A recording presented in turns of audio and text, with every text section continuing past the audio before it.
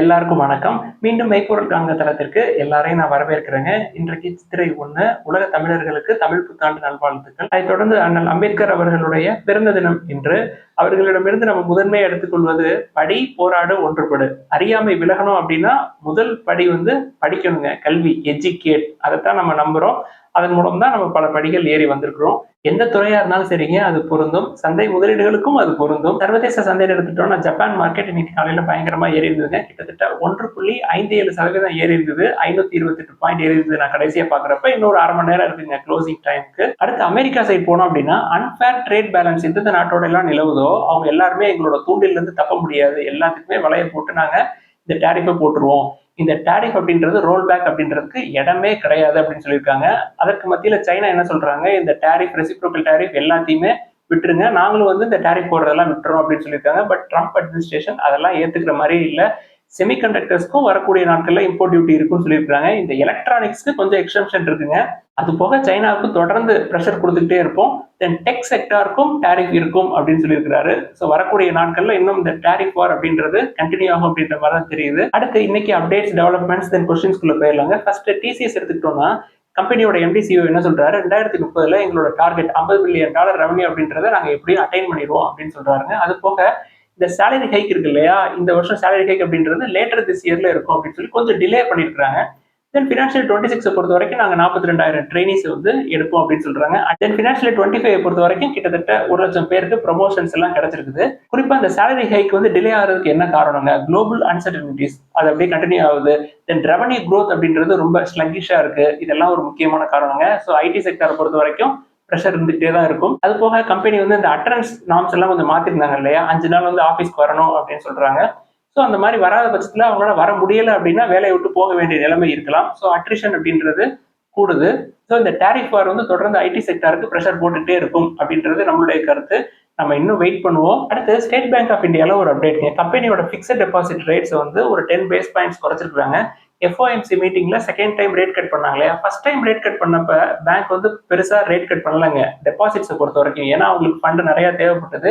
இப்போ நிறைய liquidity infuse பண்ணியிருக்காங்க. அதனால bank, State Bank of India ஒரு 10 பேஸ் பாயிண்ட்ஸ் எஃப்டிக்கு குறைச்சிருக்காங்க. அதே மாதிரி Bank of India 25 base points குறைச்சிருக்காங்க. இந்த ஸ்பெஷல் டெபாசிட்ஸ்லாம் இருந்ததுங்க, அதெல்லாம் வித்ட்ரா பண்ணிட்டாங்க.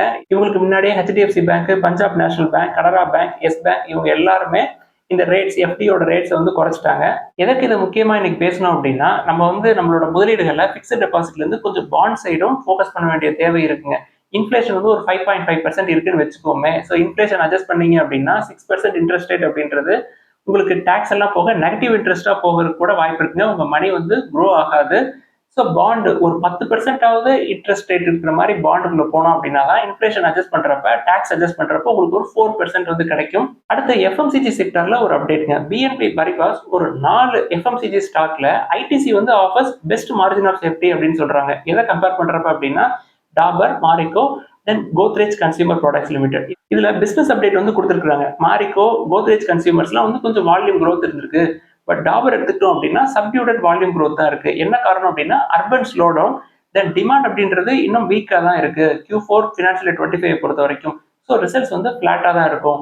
இன்வெஸ்டர்ஸ்க்கு இப்போ ஒரு பெஸ்ட் ஆப்ஷனா இருக்கும் ஐடிசி. பெஞ்சமின் கிரஹாம் அவர்கள் சொல்ற மாதிரி இந்த மார்ஜின் ஆஃப் சேஃப்டி எடுத்துக்கிட்டோம் அப்படின்னா மற்ற எஃப்எம்சிஜி ஸ்டாக்கை கம்பேர் பண்றப்ப ஐடிசி ஒரு பெஸ்ட் ஆஃபர் அப்படின்னு சொல்றாங்க. நம்ம மொத்தமா எஃப்எம்சிஜி ஸ்டாக்ஸ் எடுத்துக்கிட்டோம்னா ஒன்னுக்கு எவ்வளவு பி இருக்கு அப்படின்னு பார்ப்போமே. பிரிட்டானியா 56 பில இருக்குங்க, டாபர் 43, தென் இமாமி 29 or 30ல இருக்கு, கோத்ரேஜ் கன்சியூமர் 56ங்க, இந்துஸ்தான் யூனிலிவர் 50, தென் ஐடிசி 24, ஜுபிலண்ட் ஃபுட் 129, மாரிக்கோ 52, நெஸ்லே 67.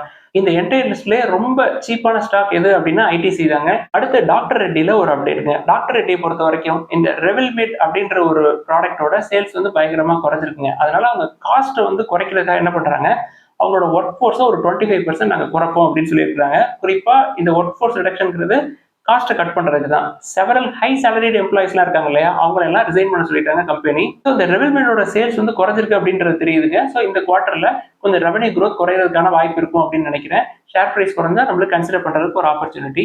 அடுத்து ஆட்டோ செக்டார் அப்படின்னு எடுத்துக்கிட்டோம்னா டிராக்டர் இண்டஸ்ட்ரி இருக்கு இல்லையா, ஃபினான்ஷியல் 25ல 8% க்ரோ ஆயிருக்காங்க. ஃபினான்ஷியல் 24 எடுத்துக்கிட்டோம்னா 8.67 lakh யூனிட்ஸ் வித்துருக்காங்க. ஃபினான்ஷியல் 25ல 8% இங்க இருந்து கூடி 9.40 lakhs பக்கமா இருக்குங்க. நல்ல growth டிராக்டர் செக்டாரை பொறுத்த வரைக்கும். அதே மாதிரி எக்ஸ்போர்ட்ஸும் ஃபினான்ஷியல் 25ல சிக்னிஃபிகண்டா கூடி இருக்கு.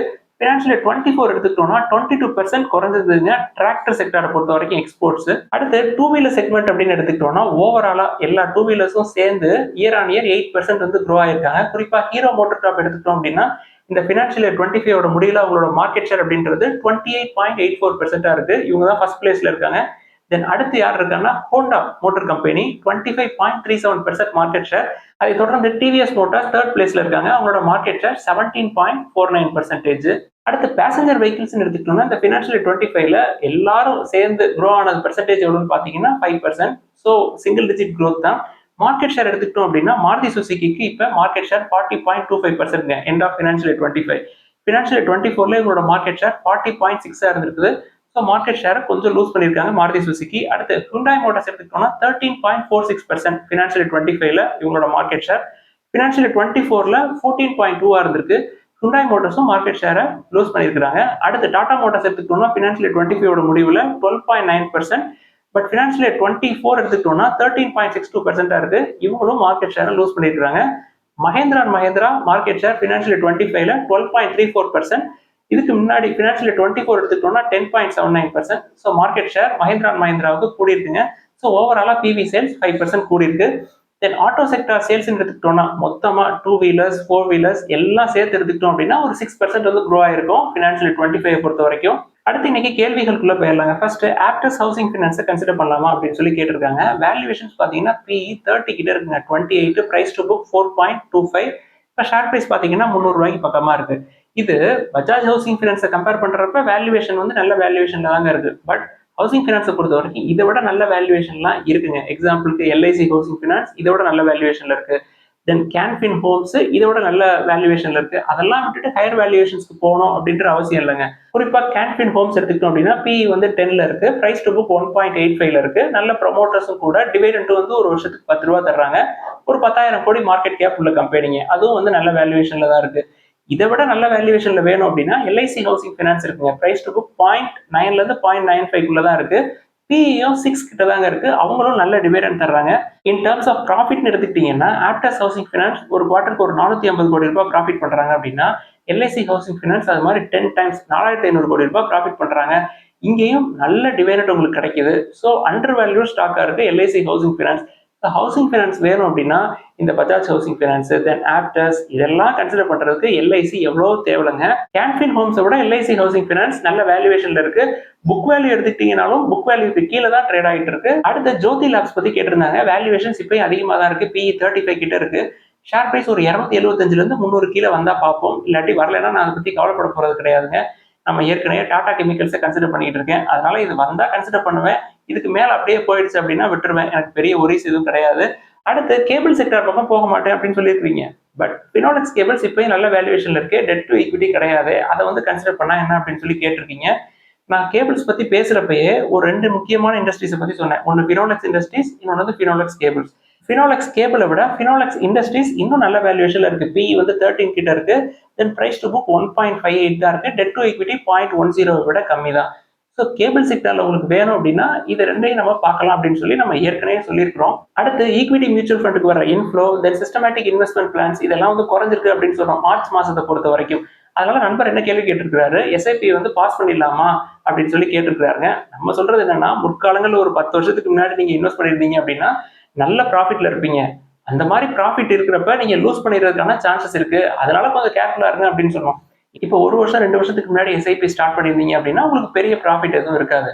அந்த மாதிரி சூழல்ல உங்களோட SIP அமௌண்ட் மாசம் 5000 போடுறீங்க அப்படின்னா ஒரு 2500 அதை குறைச்சிட்டு மிச்ச பணத்தை நீங்க நல்ல பாண்டை கன்சிடர் பண்ணலாம், இல்ல கோல்டை கன்சிடர் பண்ணலாம், இல்ல வேற அண்டர் வேல்யூட் ஸ்டாக்ஸை பார்க்கலாம். அப்படியே நிறுத்துறதுக்கு அந்த அமௌண்ட்டை வந்து ஒரு 50% வந்து குறைக்கலாம். அடுத்து சில்வர்ல இன்வெஸ்ட் பண்ணலாமா அப்படின்னு சொல்லி கேட்டிருக்காங்க. நான் என்னோட ஸ்ட்ராட்டஜியை சொல்லிடுறேங்க. கோல்டு ETF தென் கோல்டு. சில்வர்ல நான் எப்பொழுதுமே இன்வெஸ்ட் பண்றதே இல்லை.